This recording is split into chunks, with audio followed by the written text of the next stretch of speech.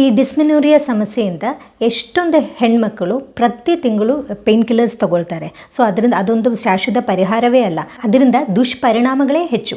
Normally ಈ ಟೈಮಲ್ಲಿ severe ಪೇನಿಂದ ಈ ಮಕ್ಕಳು ತುಂಬ ಬಗ್ಗಿ ಫ್ಲೆಕ್ಸ್ಡ್ ಪೊಸಿಷನಲ್ಲಿ ಕರ್ಲ್ಡ್ ಅಪ್ ಆಗಿ ಮಂಡಿ ಮಡಿಚಿ ಹೊಟ್ಟೆ ಮೇಲೆ ಕೈ ಇಟ್ಕೊಂಡು ಮಲ್ಕೊಂಡೇ ಇರ್ತಾರೆ. ಸೊ ಅದನ್ನು ಅವಾಯ್ಡ್ ಮಾಡಬೇಕು. ಸೋಕ್ಡ್ ರೇಸಿನ್ಸ್ ವಿತ್ ಕೇಸರ್ ಎಂಟಿ ಸ್ಟೊಮಕಲ್ಲಿ ತಗೋಬೇಕು. ಸೊ ಇದು one of the important tip. Problem ಇಂದ ಸಫರ್ ಆಗುವ ಪ್ರತಿಯೊಬ್ಬರು ಮಕ್ಕಳು ಪಾಲಿಸಿ. ಎಲ್ಲರಿಗೂ ನಮಸ್ಕಾರ. ನಾನು ಡಾಕ್ಟರ್ ಲಕ್ಷ್ಮೀ ನಂಬಿಯಾರ್, ನಿಸರ್ಗ ಹಾಸ್ಪಿಟಲ್ ಸಿರ್ಸಿ. ನನಗೆ ಬರುವ ಕೇಸ್ಗಳಲ್ಲಿ ಒಂದು ಕಾಮನ್ ಕೇಸ್ ಅಂದರೆ ತಾಯಿಯರು ತಮ್ಮ ಹೆಣ್ಮಕ್ಕಳನ್ನೇ ಕರ್ಕೊಂಡ್ಬಂದು, ಮೇಡಮ್ ಇವಳಿಗೆ ಪೀರಿಯಡ್ಸ್ ಟೈಮಲ್ಲಿ ಸಿವಿಯರ್ ಹೊಟ್ಟೆ ನೋವು ಬರ್ತದೆ, ಸೊಂಟ ನೋವು ಬರ್ತದೆ, ಕಾಲೊಂಥರ ಸೋತು ಬಂದಂಗೆ ಆಗುತ್ತದೆ, ಸೆಳೆತ ಟೈಪ್ ನೋವಾಗುತ್ತೆ, ಇದಕ್ಕೇನು ಪರಿಹಾರ ಅಂತ ಕೇಳಿಕೊಂಡು ಬರ್ತಾರೆ. ಸೊ ಇವತ್ತು ನಾನು ಈ ಹೆಣ್ಮಕ್ಕಳಲ್ಲಿ ಕಂಡು ಬರುವಂಥ ಪೀರಿಯಡ್ಸ್ ಟೈಮಲ್ಲಿ ಕಂಡು ಬರುವಂಥ ಪೇಯ್ನ್, ಮೆನ್ಸ್ಟ್ರುವಲ್ ಕ್ರ್ಯಾಂಪ್ಸ್ ಅಥವಾ ಮೆನ್ಸ್ಟ್ರುವಲ್ ಪೇಯ್ನ್ ಅಥವಾ ಮೆಡಿಕಲಿ ಇದಕ್ಕೆ ಡಿಸ್ಮೆನ್ಯೂರಿಯಾ ಅಂತ ಹೇಳ್ತಾರೆ. ಈ ಪೀರಿಯಡ್ಸ್ ಪೇಯ್ನ್ ಒಬ್ಬರೊಬ್ಬರಲ್ಲಿ ಒಂದೊಂದು ಸಿಂಪ್ಟಮ್ಸ್ಗಳು ತೋರಿಸ್ತದೆ. ಲೈಕ್ ಈಗ ಲೂಸ್ ಮೋಷನ್ಸ್, ನೋಸಿಯಾ, ವಾಮಿಟಿಂಗ್ ಆಗೋದು, ಎದ್ದು ನಿಂತ್ಕೊಂಡ್ರೆ ತಲೆಚಕ್ರ ಬಂದಾಗೋದು, ಇದೇ ಥರ ಸಿಂಪ್ಟಮ್ಸ್ಗಳು ಕಾಣ್ಬೋದು. ಸೊ ಈ ಮೆನ್ಸ್ಟ್ರುವಲ್ ಪೇಯ್ನ್ ಯಾಕೆ ಬರುವುದು ಅಂತ ನೋಡೋಣ.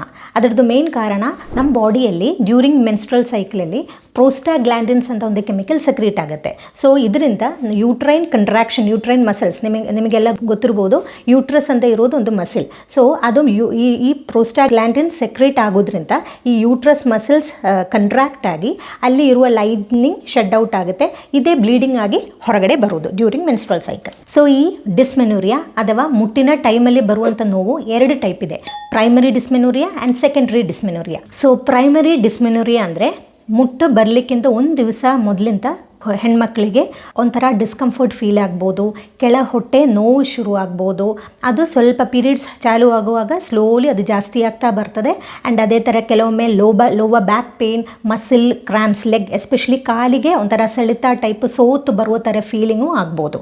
ಸೊ ಅದು ಪೀರಿಯಡ್ಸ್ ಆಗಿ ಒಂದು ಥರ್ಡ್ ಡೇ ಎಲ್ಲ ಆಗುವಾಗ ಸ್ಲೋಲಿ ಕಮ್ಮಿ ಆಗ್ತಾ ಬರ್ತದೆ, ಹಾಗೆ ವ್ಯಾನಿಷ್ ಆಗುತ್ತೆ. ಸೆಕೆಂಡ್ರಿ ಡಿಸ್ಮೆನೋರಿಯಾ ಅಂದರೆ ಈ ಪೀರಿಯಡ್ಸ್ ಆಗಲಿಕ್ಕಿಂತ ಒಂದು 3-4 ಡೇಸಿಂದ, ಒಂದು ವಾರ ಹಿಂದೆಯಿಂದ ಪೇಯ್ನ್, ಸಿವಿಯರ್ ಪೇಯ್ನ್, ಹೊಟ್ಟೆ ನೋವು ತಡಲಿಕ್ಕಾಗದೇ ಇರುವ ಸಿವಿಯರ್ ಪೇಯ್ನ್ ಚಾಲೂ ಆಗುತ್ತೆ. ಡ್ಯೂರಿಂಗ್ ಪೀರಿಯಡ್ಸು ಅದೇ ಥರ ಪೇಯ್ನ್ ಇರ್ಬೋದು. ಈವನ್ ಪೀರಿಯಡ್ ಸ್ಟಾಪ್ ಆದಮೇಲೂ ಇದೇ ಥರ ಪೇಯ್ನ್ ಕಂಟಿನ್ಯೂ ಆಗ್ಬೋದು. ಸೊ ಅದೊಂದು ಆ್ಯಕ್ಚುಲಿ ಇದೇ ಥರ ಪೇಯ್ನ್ ಕಂಟಿನ್ಯೂಸ್ಲಿ ಎವ್ರಿ ಸೈಕಲ್ ಇದೇ ಥರ severe pain and continuing after periods ಹಾಗೆ ಇದ್ದರೆ ಡಾಕ್ಟ್ರಿಗೆ ಒಂದು ಸಲ ಹೋಗಿ ಭೇಟಿ ಆಗಲೇಬೇಕು. ಅವರು ನಿಮಗೆ USG ಸ್ಕ್ಯಾನ್ ಸಜೆಸ್ಟ್ ಮಾಡ್ಬೋದು. ಕೆಲವೊಮ್ಮೆ ಅದು ಕಾರಣಗಳಂದರೆ ಎಂಡೋಮೆಟ್ರಿಯೋಸಿಸ್ ಅಥವಾ ಅಡಿನೋಮಯೋಸಿಸ್ ಅಂತ ಕಾರಣನೂ ಇರ್ಬೋದು. ಸೊ ಈ ಎಂಡೋಮೆಟ್ರಿಯೋಸಿಸ್ ಅಂದರೆ ನಾರ್ಮಲಿ ಯೂಟ್ರಸ್ ಒಳಗೆ ಆ ಲೈನಿಂಗ್ ಶೆಡ್ ಡೌನ್ ಆಗಿ ಹೋಗೋದು, ಅದಕ್ಕೆ ನಾರ್ಮಲ್ ಬ್ಲೀಡಿಂಗ್ ಅಂತ ಹೇಳೋದು. ಈ ಯೂಟ್ರಸ್ ಒಳಗಡೆ ಇರುವ ಲೈನಿಂಗ್ ಈ ಎಂಡೋಮೆಟ್ರಿಯೋಸಿಸ್ ಕಂಡೀಷನಲ್ಲಿ ಹೊರಗೆ ಬಂದು ಅದು ಕೆಲವೊಮ್ಮೆ ಗರ್ಭಾಶಯ ಹೊರಗೆ ಅದು ಅಟ್ಯಾಚ್ ಆಗೋದು, ಆರ್ ಅಂಡಾಶಯ ಒಳಗೆ ಈ ಲೈನಿಂಗ್ ಆಗೋದು, ಆರ್ ಈವನ್ ಮೂತ್ರಾಶಯ ಒಳಗೆ ಕೂಡ ಈ ಲೈನಿಂಗನ್ನು ಕಂಡುಬರುವ ಪ್ರಾಬ್ಲಮಿಗೆ ಎಂಡೋಮೆಟ್ರಿಯೋಸಿಸ್ ಅಂತ ಹೇಳೋದು. ಸೊ ಈ ಡ್ಯೂರಿಂಗ್ ಪೀರಿಯಡ್ಸಲ್ಲಿ ಬ್ಲೀಡಿಂಗ್ ಆಗುವ ಥರ ಈವನ್ ಈ ಲೈನಿಂಗಲ್ಲಿ ಹೊರಗಡೆ ಇರುವ ಲೈನಿಂಗಲ್ಲಿ ಕೂಡ ಬ್ಲೀಡಿಂಗ್ ಆಗುತ್ತೆ. ಬಟ್ ಈ ಬ್ಲಡ್ಡಿಗೆ ಹೊರಗಡೆ ಹೋಗ್ಲಿಕ್ಕೆ ಆಗೋದಿಲ್ಲ. ಸೊ ಅದೇ ಏನಾಗ್ಬೋದು, ಅದು ಕ್ಲಾಟ್ಸ್ ಥರ ಆಗಿ ಅಥವಾ ಸಣ್ಣ ಸಣ್ಣ ಗಡ್ಡೆಗಳಾಗಿ, ಲೈಕ್ ಚಾಕ್ಲೇಟ್ ಸಿಸ್ಟ್ ಅಥವಾ ಅಂದರೆ ಓವೇರಿಯನ್ ಸಿಸ್ಟ್, ಇದೇ ಥರ ಕಂಡೀಷನಿಗೆ ಬರಬಹುದು. ಸೊ ಇದೊಂದು medical condition. It should be treated well. Adenomyosis ಅಂತ ಕಂಡೀಷನಲ್ಲಿ ಈ ಲೈನಿಂಗ್ ಮಸಲ್ಸ್ ಒಳಗಡೆ ಡೆವಲಪ್ ಆಗಿರ್ತದೆ. ಸೊ ಈ ಒಂದು ಕಂಡೀಷನಲ್ಲಿ ಕೂಡ ಸಿವಿಯರ್ ಮೆನ್ಸ್ಟ್ರುವಲ್ ಪೇಯ್ನ್ ಕಂಡು ಬರ್ಬೋದು. ಈ ಡಿಸ್ಮೆನೋರಿಯಾ ಸಮಸ್ಯೆಯಿಂದ ಎಷ್ಟೊಂದು ಹೆಣ್ಮಕ್ಕಳು ಪ್ರತಿ ತಿಂಗಳು ಪೇನ್ ಕಿಲ್ಲರ್ಸ್ ತಗೊಳ್ತಾರೆ. ಸೊ ಅದರಿಂದ ಅದೊಂದು ಶಾಶ್ವತ ಪರಿಹಾರವೇ ಅಲ್ಲ, ಅದರಿಂದ ದುಷ್ಪರಿಣಾಮಗಳೇ ಹೆಚ್ಚು. ಸೊ ಇವತ್ತು ನಾನು ಈ ವಿಡಿಯೋದಲ್ಲಿ ಹೇಗೆ ಈ ಡಿಸ್ಮೆನೋರಿಯಾ ಪ್ರಾಬ್ಲಮ್ಸನ್ನು ಮನೆಯಲ್ಲೇ ಹಾಗೆ ಮ್ಯಾನೇಜ್ ಮಾಡ್ಬೋದು, ಅದಕ್ಕೆ ಇರುವ ಸಿಂಪಲ್ ಆಗಿರುವ ಟಿಪ್ಸ್ಗಳನ್ನು ಹೇಳಿಕೊಡ್ತೀನಿ. First is posture. ನಾರ್ಮಲಿ ಈ ಟೈಮಲ್ಲಿ ಸಿವಿಯರ್ ಪೇಯ್ನಿಂದ ಈ ಮಕ್ಕಳು ತುಂಬ ಬಗ್ಗಿ ಫ್ಲೆಕ್ಸ್ಡ್ ಪೊಸಿಷನಲ್ಲಿ ಕರ್ಲ್ಡ್ ಅಪ್ ಆಗಿ ಮಂಡಿ ಮಡಿಚಿ ಹೊಟ್ಟೆ ಮೇಲೆ ಕೈ ಇಟ್ಕೊಂಡು ಮಲ್ಕೊಂಡೇ ಇರ್ತಾರೆ. ಸೊ ಇಡೀ ದಿವಸ ಅಥವಾ ಸಿವಿಯರ್ ಪೇಯ್ನ್ ಇದ್ದಾಗ ಅದು ಒಂದು 2-3 ದಿವಸ ಹೀಗೆ ಮಲ್ಕೊಂಡೇ ಇರ್ತಾರೆ. ಸೊ ಅದನ್ನು ಅವಾಯ್ಡ್ ಮಾಡಬೇಕು. ಯಾಕಂದರೆ ಆ ಒಂದು ಮಧ್ಯದಲ್ಲಿ ಎದ್ದು ಸ್ವಲ್ಪ ಓಡಾಡಿ ಅಥವಾ ಲೈಟಾಗಿ ವಾಕಿಂಗ್ ಇದು ಮಾಡ್ಬೋದು. ಸೊ ಅದರಿಂದ ಎಕ್ಸಸೈಸ್ಗಳು ಮಾಡೋದ್ರಿಂದ ಆಟೋಮ್ಯಾಟಿಕ್ಲಿ ಬಾಡಿಯಲ್ಲಿ ಗುಡ್ ಹಾರ್ಮೋನ್ಸ್ ಅಂದರೆ ಎಂಡೋಫಿನ್ಸ್ ರಿಲೀಸ್ ಆಗುತ್ತೆ, ಪ್ರೊಜೆಸ್ಟ್ರಾನ್ ಟೆಸ್ಟೋಸ್ಟ್ರೋನ್ ಆ್ಯಂಡ್ ಡೋಪಮಿನ್ ಥರ ಹಾರ್ಮೋನ್ಸ್ ರಿಲೀಸ್ ಆಗಿ ಅದು ಮಸಿಲ್ ರಿಲ್ಯಾಕ್ಸೇಷನ್ಗೆ ಹೆಲ್ಪ್ ಆಗುತ್ತೆ, ಹಾಗೆ ಪೇನು ಸ್ವಲ್ಪ ಕಮ್ಮಿ ಆಗುತ್ತೆ.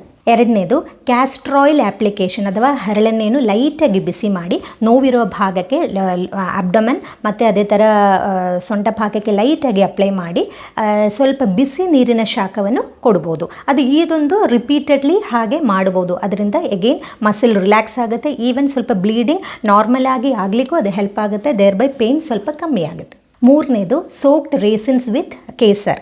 ಒಂದು 5-6 ಒಣದ್ರಾಕ್ಷಿಯನ್ನು ಹಿಂದಿನ ದಿವಸನೇ ರಾತ್ರಿ ನೆನೆಸಿ ಇಟ್ಟು ಅದರೊಟ್ಟಿಗೆ ಈವನ್ ಕೇಸರ್ ಒಂದು 4 ಕಡ್ಡಿ ಆಫ್ ಕೇಸರ್ ಕೂಡ ಇದರಲ್ಲಿ ನೆನೆಸಿ ಇಟ್ಕೊಳ್ಳಿ.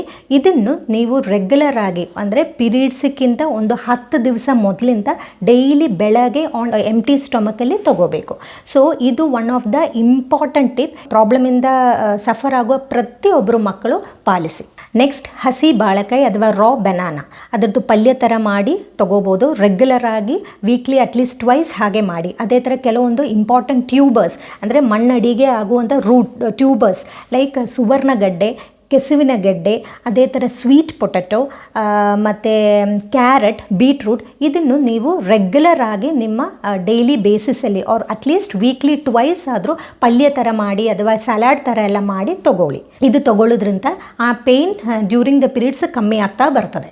ಇದು ಈ ಪೀರಿಯಡ್ಸ್ ಟೈಮಲ್ಲಿ ಮಾತ್ರ ಮಾಡೋದಲ್ಲ, ಇದನ್ನು ರೆಗ್ಯುಲರ್ ಬೇಸಿಸಲ್ಲಿ ನೀವು ತಗೋಬೇಕು. ಇನ್ನೊಂದು ಮನೆಮದ್ದು ಏನು ಅಂದರೆ ಮೊಳಕೆ ಕಾಳುಗಳನ್ನು ರೆಗ್ಯುಲರ್ ಆಗಿ ಸೇವಿಸೋದು. ಸೊ ಕಾಳುಗಳಾದ ಹೆಸರು ಕಾಳು, ಕಡಲೆಕಾಳು, ಶೇಂಗಾ, ಅದೇ ಥರ ಮಡ್ಕಿ ಕಾಳು, ಇದನ್ನೆಲ್ಲ ಮೊಳಕೆ ಬರೆಸಿ ರೆಗ್ಯುಲರ್ ಬೇಸಿಸಲ್ಲಿ ಒಂದೊಂದು ದಿವಸ ಒಂದೊಂದು ಕಾಳನ್ನು ರೆಗ್ಯುಲರ್ಲಿ ನೀವು ತಗೊಳ್ತಾ ಬನ್ನಿ. ಅದರಲ್ಲಿ ಪ್ರೋಟೀನ್ ಜಾಸ್ತಿ ಇದೆ. ಸೊ ಮಸಲ್ ಸ್ಟ್ರೆಂತ್ ಇಂಪ್ರೂವ್ ಆಗಲಿಕ್ಕೆ, ದೇರ್ ಬೈ ಪೇನ್ ಕಂಟ್ರೋಲ್ ಆಗಲಿಕ್ಕೂ ಹೆಲ್ಪ್ ಆಗುತ್ತೆ. ಸೊ ಇನ್ನೊಂದು ಇಂಪಾರ್ಟೆಂಟ್ ಟಿಪ್ ಅಂದರೆ ಮೆಗ್ನೀಷಿಯಮ್ ರಿಚ್ ಫುಡ್ಗಳನ್ನು ತಗೊಳ್ಳೋದು. ಮೆಗ್ನೀಷಿಯಮ್ ರಿಚ್ ಫುಡ್ಗಳಾದ ನುಗ್ಗೆ ಸೊಪ್ಪು. ಸೊ ನುಗ್ಗೆ ಸೊಪ್ಪನ್ನು ನೀವು ರೆಗ್ಯುಲರ್ಲಿ ಜ್ಯೂಸ್ ಥರ ಮಾಡಿ ತೊಗೋಬೋದು ಅಥವಾ ಪಲ್ಯ ಥರ ಮಾಡಿ ತೊಗೋಬೋದು. ಈವನ್ ನುಗ್ಗೆ ಸೊಪ್ಪಿಂದು ಫ್ಲವರ್, ಹೂವು ಕೂಡ ತುಂಬ ಒಳ್ಳೆಯದು, ಅದನ್ನು ಪಲ್ಯ ಥರ ಮಾಡಿ ನೀವು ತೊಗೋಬೋದು. ಅದರ್ವೈಸ್ ಇನ್ ಮಾರ್ಕೆಟಲ್ಲಿ ಈಗ ನುಗ್ಗೆ ಸೊಪ್ಪಿಂದು ಪೌಡರ್ ಅಂತ ಹಾಗೇ ಸಿಗುತ್ತೆ. ಅದು ಜಸ್ಟ್ ನೀರಿಗೆ ಮಿಕ್ಸ್ ಮಾಡಿ ಆರ್ ಜ್ಯೂಸ್ ಮಾಡುವಾಗ ಅದೊಂದು ಚಮಚ ಹಾಕಿ ಜ್ಯೂಸ್ ಥರ ಮಾಡಿ ಹಾಗೆ ತೊಗೋಬೋದು. ಅದರ್ವೈಸ್ ಫ್ರೆಶ್ಲಿ ಮಾಡಬೇಕು ಅಂದರೆ ಈವನ್ ನುಗ್ಗೆ ಸೊಪ್ಪನ್ನು ಒಣಗಿಸಿ ಪೌಡರ್ ಮಾಡಿ ಹಾಗೇನು ಸ್ಟಾಕ್ ಮಾಡಿ ಇಡ್ಬೋದು. ಸೊ ನುಗ್ಗೆ ಸೊಪ್ಪು is very rich in magnesium. ಅದೇ ಥರ ಲೈಕ್ ಆಲ್ಮಂಡ್ಸ್ ಅಂದರೆ ಬಾದಾಮ್ ಕಾಳುಗಳು, ಅದೇ ಥರ ಎಗೇನ್ ಯೋಗರ್ಟ್, ಕರ್ಡ್, ಸ್ಪಿನಾಚ್ ಅಂದರೆ ಪಾಲಕಿನ ಸೊಪ್ಪು, ಇದೆಲ್ಲ ನೀವು ರೆಗ್ಯುಲರ್ಲಿ ನಿಮ್ಮ ಡೈಲಿ ಫುಡ್ಡಲ್ಲಿ ಇನ್ಕ್ಲೂಡ್ ಮಾಡ್ಬೋದು. ಸೊ ಎಗೇನ್ ಮೆಗ್ನೀಷಿಯಮ್ ಸಪ್ಲಿಮೆಂಟ್ಸ್ ಕೂಡ ತೊಗೋಬೋದು, ಲೈಕ್ ಮೆಗ್ನೀಷಿಯಮ್ ಗ್ಲೈಸಿನೇಟ್, ಮೆಗ್ನೀಷಿಯಮ್ ಆಕ್ಸೈಡ್, ಇದೇ ಥರ ಸಪ್ಲಿಮೆಂಟ್ಸ್ ಕೂಡ ನೀವು ಆನ್ ರೆಗ್ಯುಲರ್ ಬೇಸಿಸಲ್ಲಿ ಡೈಲಿ 1 ಅಂತ ರೀತಿಯಲ್ಲಿ ತೊಗೋಬೋದು. ಸೊ ಇದು ಮೇಯ್ನ್ ಆಗಿ ಮೆಗ್ನೀಷಿಯಮ್ ತೊಗೊಳ್ಳೋದ್ರಿಂದ ಮಸಲ್ ರಿಲ್ಯಾಕ್ಸೇಷನ್ಗೆ ಅದು ಹೆಲ್ಪ್ ಮಾಡ್ತದೆ. ಡ್ಯೂರಿಂಗ್ ಪೀರಿಯಡ್ಸ್ ಟೈಮಲ್ಲಿ ಬರುವ ಆ ಯೂಟ್ರೈನ್ ಕಂಟ್ರಾಕ್ಷನ್, ಅದರಿಂದ ಬರುವ ನೋವುಗಳು ಕಡಿಮೆ ಆಗಲಿಕ್ಕೆ ಮೆಗ್ನೀಷಿಯಮ್ ಸಪ್ಲಿಮೆಂಟ್ಸ್ ಹೆಲ್ಪ್ ಮಾಡ್ತದೆ. ನೆಕ್ಸ್ಟ್ ಒಂದು ನ್ಯಾಚುರಲ್ ರೆಮಿಡಿ ಈಸ್ ದಾಲ್ಚಿನಿದು ಪೌಡರ್ ಅಥವಾ ದಾಲ್ಚಿನಿ ಟೀ. ಅದರಿಂದ ಈ ಚಕ್ಕೆ ಇದೆಯಲ್ಲ, ಚಕ್ಕೆಯನ್ನು ನೀರಿಗೆ ಹಾಕಿ ಕುದಿಸಿ ಅದು ರೆಗ್ಯುಲರ್ ಬೇಸಿಸಲ್ಲಿ ಎಸ್ಪೆಷಲಿ ಡ್ಯೂರಿಂಗ್ ಪೀರಿಯಡಿಕ್ ಪೇಯ್ನ್ ಇದ್ದಾಗ ನೀವು ಅದನ್ನು ಸಿನಮನ್ ಟೀಯನ್ನು ಮಧ್ಯದಲ್ಲಿ ತೊಗೋಬೋದು. ಅದೇ ಥರ ಶುಂಠಿ ಕಷಾಯ, ಜಿಂಜರ್ ಟೀ, ಅದು ಕೂಡ ತುಂಬ ಒಳ್ಳೆಯದು ಪೇಯ್ನ್ ರಿಲೀವ್ ಆಗಲಿಕ್ಕೆ. ಯಾಕೆಂದರೆ ಈ ಶುಂಠಿ ಮತ್ತು ಸಿನಮನಿಗೆ ಒಂದು ಆ್ಯಂಟಿ ಸ್ಪ್ಯಾಸ್ಮೋಡಿಕ್ ಎಫೆಕ್ಟ್ ಇದೆ and anti inflammatory also. So ಇದು ಎರಡು ಆನ್ ರೆಗ್ಯುಲರ್ ಬೇಸಿಸಲ್ಲಿ ಮಧ್ಯದಲ್ಲಿ ಅದನ್ನು ತೊಗೋಬೋದು. ಈವನ್ ಬಿಸಿ ನೀರು ಸಿಪ್ ಬೈ ಸಿಪ್ ಹಾಗೆ ಕುಡಿಯೋದು ಕೂಡ ಅಂದರೆ ಹೊಟ್ಟೆ ನೋವು ಕಮ್ಮಿ ಆಗಲಿಕ್ಕೆ ತುಂಬ ಹೆಲ್ಪ್ ಮಾಡ್ತದೆ. Next is omega 3. So include omega 3 rich foods. Regular ಬೇಸಿಸಲ್ಲಿ ಒಮೆಗಾ 3 ರಿಚ್ ಫುಡ್ಗಳನ್ನು ಇನ್ಕ್ಲೂಡ್ ಮಾಡಿ.